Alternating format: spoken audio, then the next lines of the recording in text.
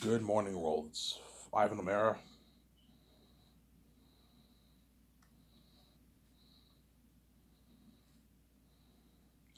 It is 5:07 a.m. in the morning, Eastern Standard Canadian Time. So I decided to make another video earlier today, early in the morning. And I'll make one today, probably in the afternoon, evening, around 4 or 5. I changed my sleeping schedule a little bit. So before I used to go to bed at 2, 3. Now I'm going to go to bed around 6 a.m. in the morning. And I'll probably wake up around 3, 4 o'clock. And I'll make a video when I wake up. I'll go to the store and get my beer and smokes, and I'll watch Rad Brad. Hopefully, he uploads a video, and John Capia afterwards, and some Star Wars theory, all that stuff. So I hope you guys enjoyed my video I made yesterday. Today is another new video early in the morning. All you guys in the West Coast are sleeping. Obviously, all you guys in the East Coast are sleeping, but you're close to waking up. Some people wake up at 6, right? And all you guys on the other side of the world, you guys are awake, obviously. All you guys on the foreign side of the world, obviously, because Canadians and Americans are considered like the non-foreign people, pretty much, right? Whereas anyone who lives outside Canada and the States are like considered foreign people. But the people in the foreign world see us as foreign people too. But in a general sense, the Canadians and Americans are like the non-foreign people, pretty much, the normal people, right? Supposedly, right? And outside Canada and America, like Mexico, South America, Africa, Asia, Europe, they're all known as foreign people. Obviously. Yes, I'm going to talk more about Zanus. I'll make a quick, maybe 30. I'll make a quick 30-minute, 35, 40-minute video here. Then I'm going to upload it, and I'm going to watch it, and I'm going to go to bed and sleep, and I'll make another video when I wake up. Obviously. Yeah, so Zanus, I will fund for $1,020,000,000. It'll be based off my novel, my amazing novel that I wrote. My amazing novel that I wrote. The Last Hope for Zanus.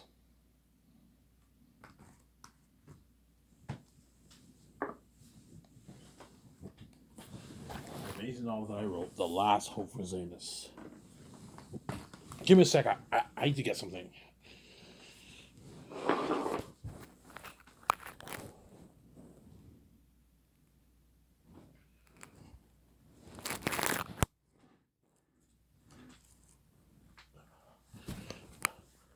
Yeah. The Last Hope for Zanus.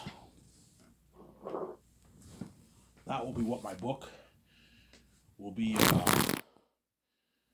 My movie will be based off my book. I don't know. You're gonna change things. Yes, of course I'm gonna change some things in the movie, obviously, because there's some scenes in the book that will not translate well on screen, and you gotta change everything. I'm not gonna do a drastic like revision change. I'm gonna tell Peter or Mel Gibson, guys, I don't want you changing a bunch of stuff in the story. There's nothing wrong with adding dialogue, adding more scenes to make it more interesting, polishing up some of the dialogue, adding more scenes, but like don't change the DNA of the story. Make sure we stick to the story. Even though Peter, even though Peter Jackson was, he stick to the DNA of Lord of the Rings. He changed a lot of things in the movie, man. I don't want you doing that for Zanus, Peter or Mel, right? Because I might choose Mel over Peter, man. Don't hate me, Peter. Even though I mentioned Peter a lot, there's a high chance I might choose Mel over him. I think he might be the better man for the job, to be honest. Because Mel Gibson's a Christian. So, yeah, I see the South as like hell, a different realm. It's like hell. Peter might say this to him, yeah, I see the South as hell too. It's kind of like a symbolism of hell. Yeah, the South is like a different realm than the North. There's a mist that veils it, and once you pass that mist, you're in a different territory. You're in the South. That's where all the demonic animal characters live. The wolves, the masked wolves, and the bats, obviously, in the mountains. That's why I look at a masterpiece.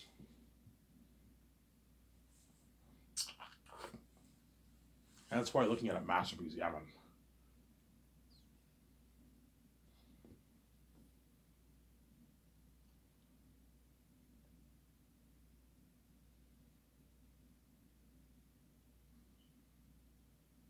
And that's why I'm looking at a masterpiece for Zanus. I'll make it for $1,020,000,000. That's more than I can easily put more money into the movie if I want, but I don't want to waste money. The visual effects team will tell me, Ivan, $400 million, like $450 is more than enough towards visual effects. Mel Gibson or Peter will tell me, Ivan, it's more $450 is more than enough money towards visual effects. You don't need any more money. It's too much money to blow. Yeah. The reason why I'm putting that much money because I want my movie to be the best it can possibly be, unheard of world building, and I want like Aerotech them to be devils. That's why I'm pouring so much money towards visual effects, as well as the costumes and the masks. Guys, I want you creating professional like prosthetic 3D print masks. I don't want cheesy masks like what the orcs wore in Two Towers. In Two Towers and then Fellowship of the Ring and Return of the King. When you watch Lord of the Rings, even though the orcs look amazing, you can tell they look a bit outdated now. They look a bit cheesy when you watch it. I don't want Fellowship of the Ring and Two Towers. The orcs look really good, and then once you got to Return of the King, the orcs looked a bit cheesy, obviously, a little cheesy. Aerotech number not going to be looking like that, and they look way too natural, far too natural. Whereas for my movie, I don't want Aerotech them to look too natural. I want them to look natural, but I don't want them to look too natural. You need to mix it with the visual effects that way they look more amazing and they're real demons and devils. I know what I'm doing. Tell the visual effects and guys, I want you mixing both. Okay, Ivan, so you're saying, yeah, I want the 50-50 balance. They don't look too computery like Azog, but they also don't look too natural like the orcs in the original Lord of the Rings. You have that 50-50 balance. So they look, Aerotech will look something amazing like Thanos, what you got in the Avengers series, obviously, but he won't look too computery. He looks a bit more natural. He looks more real. Like an AI being, right? You know, AI they look like humans, but they're not humans. Yeah, he looks very real, Aerotech. He's like an artificial intelligence being. He looks so real, but yet he's not. He's not human. I'm saying, like Thanos in the Avengers series.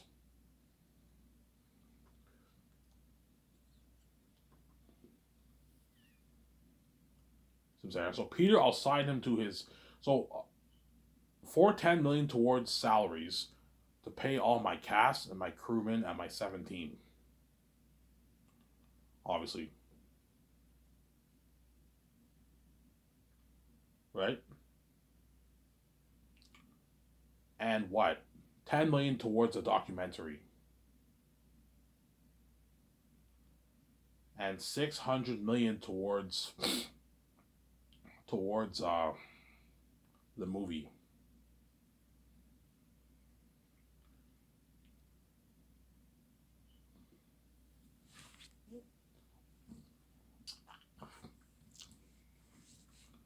$600 million towards the movie. To fund the movie, obviously. That'll be used to fund the movie. 600 million to fund the movie, obviously.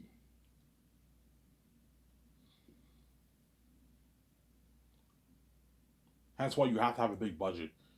There's a lot of heavy costs involved in the movie. The main cost for the movie will be the salaries, obviously the salaries and like the main things like the cameras. You come for the cameras. The visual effects is the biggest part of it. Obviously, the set building, the extras, and the costumes, armor, and weapons, and the machines for creating the 3D print masks. Guys, I want the mask to look professional, like that devil being in Annabelle, like that. Except even better than that, obviously, or that picture that I showed you in my video I made like a month and a half ago. That demonic mask. Yeah, I want the mask to look real like that. And I'm gonna have them create masks whereby like when the actor talks, their mouth moves, their nose can move. You have make sure you make it flexible for their facial movements. That way, you know what I'm saying? Yeah. And because I'm putting money into the best machines, I'll be able to create the best prosthetic print 3D print mass. Some there, obviously. So Peter, I'll pay him 85 million out of my pocket, which is 105 million in New Zealand money. So sign him to a $100 million deal for his base for the 4 years. I'm saying that's a good deal for him. And then Mel, I'll pay him 56 million. Obviously. So Peter gets 10 million for pre-production, 65 million for production, and a 10 mil post-rolling bonus. Mel Gibson gets 10 million for pre-production, and he gets 40 million for the 10 months of shooting, whatever it is, and he gets like a 6 mil post-rolling bonus. It's a good deal for Mel Gibson and Peter.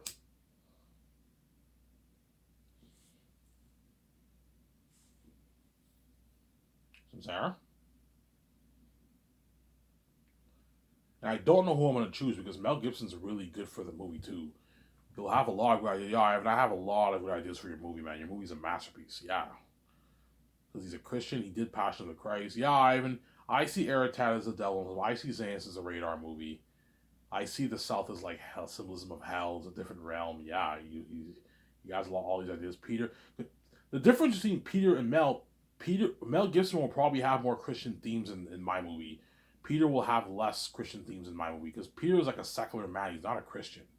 Whereas Mel Gibson's a Christian, so he might put more Christian themes in my movie.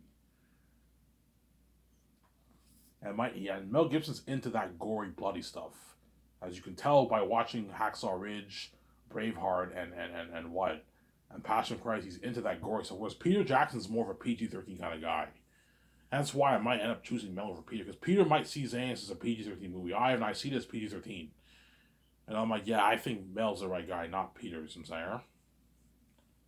And if I hire Mel Gibson, obviously, I'm going to ask him who is the best assistant. You can still have Guillermo del Toro be the assistant director if you want.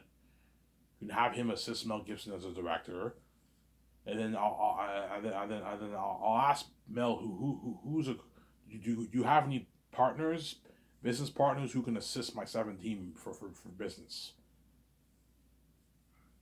So Sarah, if I hire Mel Gibson, I can still hire Barry Osborne to be my assistant producer. I can still hire Guillermo del Toro, and I can hire Mel's partner, a partner of Mel to what? To help him with his notes and help us with the concept arts and help my 17 with the producing stuff, obviously.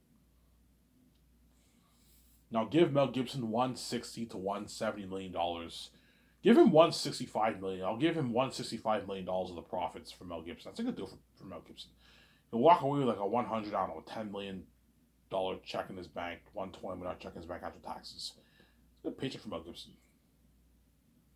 And Peter, I'll give him $450 million of the profits if I choose Peter. Because just because I mentioned Peter a lot doesn't mean I'm going to choose him. There's a high chance I might choose Mel over him. Because Mel's a Christian, man. He's a Christian. And what? And Zayas has some Christian themes in there. It's not a Christian story, but it has biblical themes, some Christian themes in there. Just like Lord of the Rings has Christian themes in there too. When you watch Lord of the Rings, you didn't get any Christian themes from it, right? Because Peter Jackson, you can tell he did what he could to stay away from J.R.R. Tolkien's Christian themes. Because Peter Jackson's a secular guy. He's not a man of faith. Whereas Mel Gibson is supposedly a man of faith, right? Yeah. You know the Bible's fantasy, it's man-made. Mel Gibson is supposedly a man of faith. I'm sorry, I don't hate Mel Gibson, son.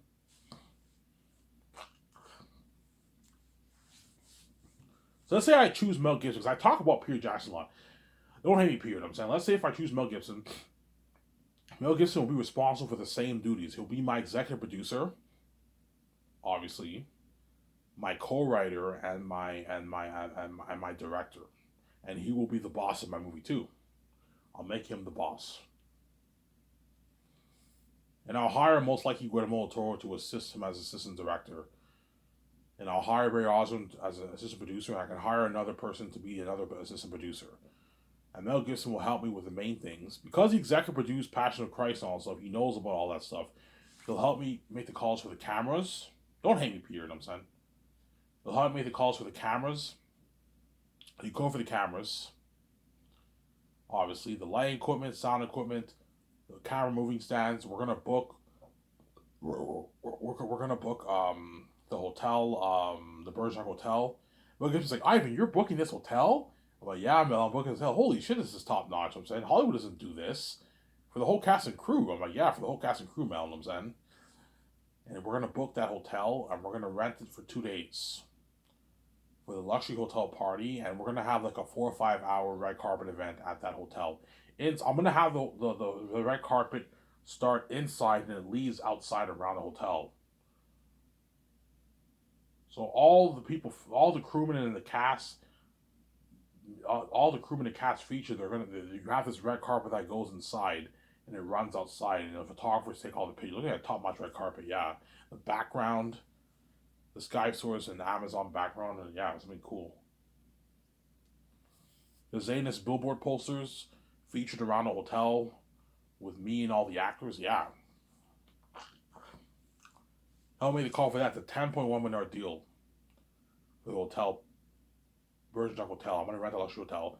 It'll help me make the calls for what? The costumes, armor, and weapons, and the machines for creating the 3D print like super advanced masks for the demonic characters, and the visual effects CGI technology for all the departments that are going to work on the movie. Obviously, we're going to work on the movie. Obviously, Sarah. Then Mel Gibson will help me with the food. We're going to call the best farms in Switzerland. We're going to make the call for all the food for the luxury buffet. Ivan, you're serving the crewman a luxury buffet. You know what I'm saying? I'm like, yeah, Mel. Holy shit, that's top notch. You know what I'm saying? Yeah. You know what I'm saying? Yeah, your company's top notch, Ivan. Yeah, luxury buffet, Mel. You know what I'm saying? And it will help me with what? Mel Gibson will help me with making the call for the kitchen equipment, where the chefs are going to cook the food for the entire cast and crew for the luxury buffet, the third year and fourth year. And you sign Mel to a big deal. If Mel gets greedy, I'm like, Mel, you're not as big as Peter. I'm not going to sign you to a $250 million deal. You're not worth it, man. Your net worth is a portion of Peter's. I signed you to like a $250 million deal. That's enough. You don't make this in Hollywood. You're gonna walk away with like 100, I don't know, 20 million in your bank, 150 million in your bank after tax. That's a lot of money. You're $100 million richer. It's a good deal. You're just greedy. But Mel is not as greedy as Peter because he's not. He's only worth like $400 million, whereas Peter is worth $1.5 billion, man. So Peter is obviously greedier than Mel. He's a greedy pig. Peter is greedy. I don't think Mel is that greedy compared to Peter. Whereas Peter is fucking greedy, man. Like he likes taking all the money for all the fucking movies. He's greedy, man. He's a greedy pig, Peter. Mel's greedy too, obviously, because he's a Hollywood celebrity. They're all greedy people. But he'll accept me. It's a deal, Ivan. I don't make this in Hollywood. Yeah, Mel Gibson's contract would create a shockwave in Hollywood too, because most directors don't make that kind of money, man. Most directors don't make $50 million for a movie. No, the big ones make like 20 million, 25 million, 15 million around there probably. I don't know for sure. I'm just guessing here. But my guess is around 20, 25 million is the average for the big directors. And they can negotiate for maybe 15, 20, 25, $30 million of the points. And some who are bigger, 50, 60, 100 million is very rare. As Hollywood companies need to make profit, obviously, yeah. Because Hollywood movies are not doing the kind of profits that my movies are doing, rarely do they give directors $100 million of profits, because the moment they do that, they're squandering all the profits, obviously. But most actors and directors sign points for the gross sales, not profits, because Hollywood companies do not make as much profits as my movie. That's why most people negotiate for the gross sales. Well, I think it's very stupid. If you take a percentage of the gross sales, it's automatic money you make, obviously. So if a movie does 500 million and you negotiate for 10% of the gross sales, you make $50 million, regardless if the movie loses money or not. Hence why Hollywood usually gives actors the gross sales. Peter Jackson, I believe, took a percentage of the gross sales of Lord of the Rings, not the profits. It was the sales. Because Lord of the Rings probably made, I don't know how much profit Lord of the Rings made, but it made a lot of money on it. But Peter obviously took a percentage of the gross sales. To make $250 million, he obviously took a percentage of the gross sales to make all that cheddar, right? Whereas for my company, I'm never giving anyone a percentage of gross sales. Otherwise, they're going to be walking away with so much money. You give them a percentage of the profits. But I changed my mind. I'm just going to give everyone a flat amount. Just okay. I'm going to offer you points, but like you get a flat amount of money. I'm not giving you a percentage because you don't want these actors and directors ripping you off. Because I don't know how much money a movie will do. It might do 100 billion in sales. It might do 50 billion. My guess is about maybe 60 billion bucks will do. And I might make maybe 20 billion bucks off the movie, 18 billion bucks off the movie. So from that 18 billion or 20 billion that I make, I give you a flat amount of that pie, but I'm not going to give you more than what I'm willing to give you. That you don't want these directors and actors to rip you off, Sarah.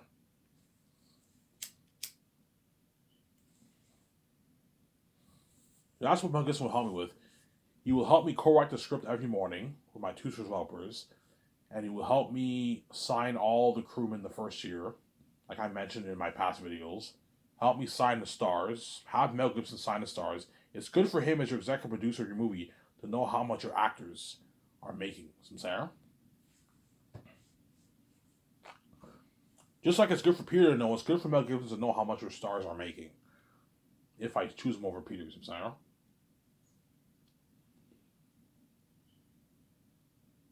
Yeah.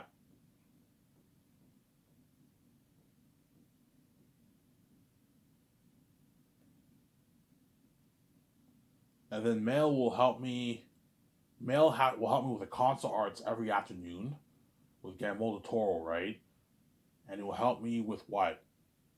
And he has to take his notes too. Like Mel, you gotta take your directing notes. When you go to your nice suite in your hotel, I want you taking your notes. I'll have Guillermo del Toro help you out, and I'll have another guy who I'll choose to help you take your notes, and have George help you out too. Obviously, that way you're prepped and you don't wing it. Obviously, but unlike Peter, Mel Gibson didn't wing it for Hacksaw Ridge. He didn't wing it for Passion of the Christ. He actually poured his blood, sweat, and tears into those movies. Whereas Peter winged it for The Hobbit. And so I'm like, Mel, I need you prepped. I can't have you winging it for Zanes. You need to be prepped. And I'll watch movies with Mel. Let's watch some clips from Passion of the Christ. That way I give you tips. Okay, I want the mature tactics in Volume 3 to kind of act like the way Jim Caviezel did in Passion of the Christ. So we give him ideas. I'm thinking something like Prince of Egypt when the Safians exit Saphius and they journey through the cursed Gilead Mountains in the Bat territory, Phesis territory, and the cursed ancient Gilead city like Moria. They all have torches and they're a bit scared. Yeah, that way Mel Gibson knows. We watch young Messiah to get some ideas for young Tachys when Tachys is a kid, training as A&Rs with Tacitonius, young Tacitonius, his cousin, right? Yeah, and Maramis and Cassius trained them as kids. You see what I mean when you read the book in Young Tachys, obviously. Because before, when I wrote my book, I did not have a Young Tachys chapter. I'm like, okay, wouldn't it be cool to have a chapter about Tachys when he's a kid? And I wrote the Young Tachys chapter while I was in the hospital. I wrote the whole thing. I wrote it in like 2 days. They sent me. I remember when I went to the hospital the very first day of the second day, I got my notebook and I was writing, and I finished Young Tachys in like a week. I wrote it while I was in the hospital, Young Tachys, and I rewrote the prologue in the hospital. Whereas everything else I already wrote it down when I went to the hospital 3 years ago. Can't believe it's been 3 years. Long time. Not by 3 years. Time goes by fast. Yeah. Some saying? Yeah, I was just saying, yeah.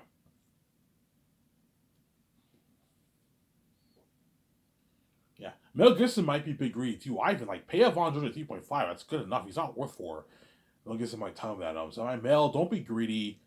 You know what I'm saying? Like pay him 4. If you want to pay him 3.5, you're more than welcome to pay him that if you want. You know what I'm saying? But like, don't be cheap and pay him like $2 million. No, pay him at least 3.4 million plus of Von Joje.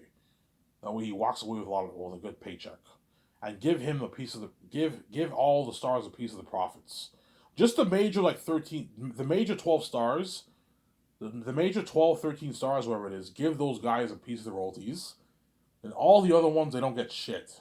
The minor ones don't get shit. The pretty major ones don't get shit. They get their flat salary, and that's it. They don't even get a 250K merch because they're not featured on the merch.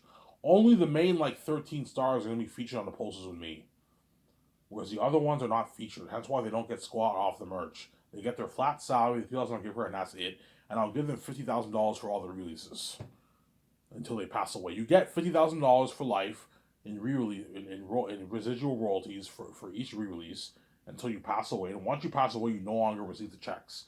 As I'm not going to be sending your family members royalty checks that the movie that they weren't in. There. That's a good deal for the minor characters. Hollywood, they don't make that. They make like shitty money in Hollywood. Obviously. And once the concept arts are done, Mel Gibson will even tell me, "Oh, Ivan, I can't wait for this movie." You know what I'm saying? This movie's gonna have crazy buzz. You know what I'm saying? Erita, yeah, because Mel Gibson will guarantee be all for Erita being the devil. Yeah, Ivan, I want Erita to be as scary as possible. Whereas Peter, I have a feeling he might push towards a less scary PG Erita.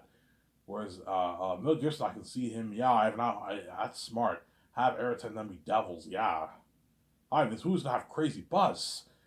You know what I'm saying? You know what I'm saying? Erita and them are gonna be demons and devils. You know what I'm saying? I'm like, yeah, Mel. You know what I'm saying? He's all excited because I gave him an unlimited budget. Yeah.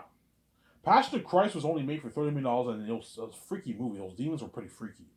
And I'm putting like 400, like 50, 60 million towards the visual effects. And that excludes the what? The IMAX cameras, beautiful cinematography. I want to update it, the separating, the warbling, obviously, and then you also have the 4K Blu-ray effect, which enhances the visuals, the audio, all that stuff. 4K Blu-ray enhances the experience. I have a Blu-ray collection. Like last year, I watched like Transformers. No, Transformers I have on DVD, but Transformers: Age of Extinction I have on Blu-ray, and I watched on Blu-ray, and I had an amazing experience at home. It's so sick. Blu-ray is amazing. And 4K Blu-ray is even better. Ivan, you signed your deal with Amazon. Oh my yeah, I signed my deal with Amazon, Mel. He's like, holy shit, what's the deal? I'm like, Mel, it's none of your business. You know what I'm saying? Whoa, are you gonna release it on 4K Blu-ray? Yeah, Mel, 4K. Oh, that's top notch, Ivan. You know what I'm saying? Your company's top notch. No, a box set. Oh, I'm like, yeah, Mel, a box set. You know what I'm saying? Yeah. But something tells me Mel Gibson might retire after he does my movie. Because Mel Gibson he'll be old, man. He's 66 now. So by the time he films Zanes, he'll be in his 70s. So he'll be like 71, 72 maybe. By the time he films Zanes, 71, 72. He'll be a bit older, obviously. Because I heard somewhere online that Mel Gibson's is close to retiring. Yeah, and I might after I do your big movie, I might retire. I made like 15 million bucks. I'm gonna just relax and retire. I recommend you retire, Mel. You're not getting any younger. Enjoy your life with the millions that you made in Hollywood and for Sky Source, and just enjoy your life with your family, man. There's no point of working when you're fucking old and you make all that money and you never get to enjoy your life with the money that you made. What's the point of making all that money if you can't enjoy your life with the money that you made? Like, what's the point of working? Like, yeah, you making your money is nice, but like, you can't spend any of it and enjoy your life with that money. What's the point? That's why I'm all for people retiring. Like, once you hit 70, man, I recommend you retire, man. Enjoy the life that you made with your millions. There's no point of working until you die. You never got to enjoy that money that you made. You see what I'm saying here? Yeah.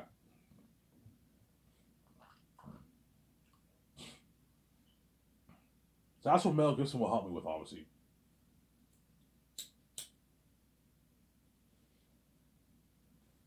Are you saying Mel Gibson's movie will be different than Pierre's movie? Yes, of course. Mel Gibson's movie will not be the same as Pierre's movie. This is my prediction. I think Peter Jackson's version of Zanis will be more of a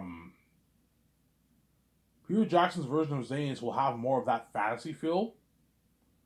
than Mel Gibson's movie, but Mel Gibson's movie will have more of the horror. I think Peter Jackson's version of my movie will have more of that fantasy Lord of the Rings feel, more of that secular feel, and maybe less of the horror. Mel Gibson will put a bigger emphasis on the horror of Airhead and all them because he's into that stuff, and it'll have more Christian themes. You know what I'm saying? But at the same time, he'll have fantasy elements to it, obviously. But Peter will probably have more of the fantasy element to it, less on an emphasis on the horror. It'll still be horrific, obviously, demons, but maybe less emphasis on the horror, and it'll be more secular. Because Peter's not a man of faith. He's a secular guy, right? That's my prediction. But the question is, which version will be better, Mel Gibson's version or Peter Jackson's version? Sarah? When Mel Gibson helps me write the script, you're looking at a different script than the script that Peter Jackson will help me write. You're looking at two different scripts. It'll be similar, obviously, because it's the same story, but it'll obviously be a different script, obviously. Sarah? The big question is, who is the better director for my movie? I'm saying, I'm going to ask my two supervisors, who do you think is the better man? If I hire Jon Favreau, Jon Favreau might, I don't know, John might tell me, Ivan, Peter did Lord of the Rings, man. He did that masterpiece of a franchise. But Mel Gibson is a Christian. He did Passion of Christ. That's also a masterpiece. He did Hacksaw Ridge. He's into the gore and horror. He's very good for you. He's very good for your movie too, Ivan. That's tough. You know what I'm saying? Yeah, I'm like, I don't know who to choose, man. Because I'm scared if I choose Peter, I might regret it. Oh, man, I should have chosen Mel over him. If I choose Mel, I might regret it. Oh, I should have chosen Peter over him. It's fucking tough, man. That's why those guys are really going to fight hard for that job.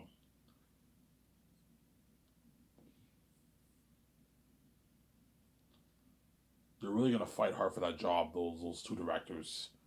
You're going to see how hard Peter is going to compete. Because they want that job so bad, obviously. They read my book. You know, Ivan's book is a masterpiece. I want to get my hands on this story. And they know how much money I want to pay them.